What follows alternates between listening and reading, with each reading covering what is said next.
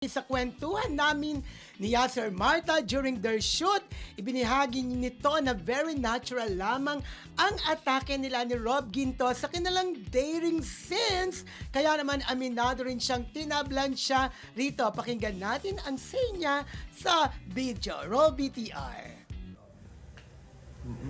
Masaya. So lang ako, sobrang komportable. Hindi ko in-expect na para lang kami naglalaro. Kasi wala kaming yung scene, mga ginagawa namin scene, hindi, parang natural lang namin siyang ginagawa. Ramdam na ramdam din namin yung chemistry ng bawat isa. Kahit off-cam, kasama kami, magkausap kami palagi.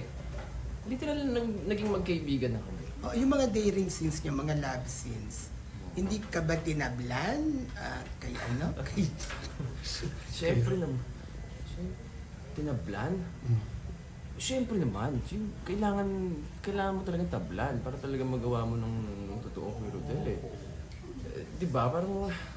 Pero hanggang doon na lang yun. Pag natapos, pag nag-cut si Direk, cut tapos na. Yung professional. Siguro yung moment na yun, natablan talaga ako.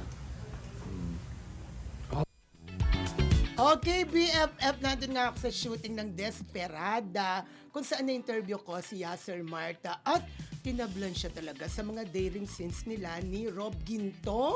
Ay mo, parang hindi siya tatablan. Unang-una, ang ganda-ganda naman ni Rob Ginto. True. At the same time, lalaki siya, di ba? Minsan nga, sabi nga, may mga iba na sexy actor na na-interview natin. Minsan kahit naka-plaster, parang natatanggal yung plaster. Di ba? May Totoo ganun? ka, oo. Parang nagagalit Oo, daw.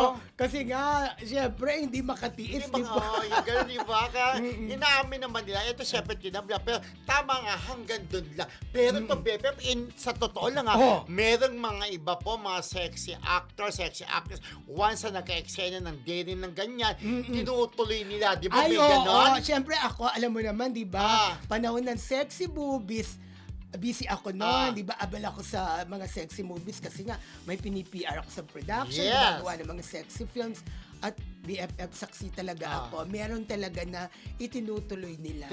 Oo. After nilang matablan sa kanilang mga eksena sa True. pelikula, after nun, pupunta na sa kwarto, magtablan-tablanan na silang Ganon, dalawa. mag-anich-anich na. Yes, correct, di ba? Hindi natin masisisi itong si ano kasi Yasser Marta. Ang ganda-ganda naman talaga. Sino ba namang hindi tatablan, Correct. di ba? Kay Rob Ginto.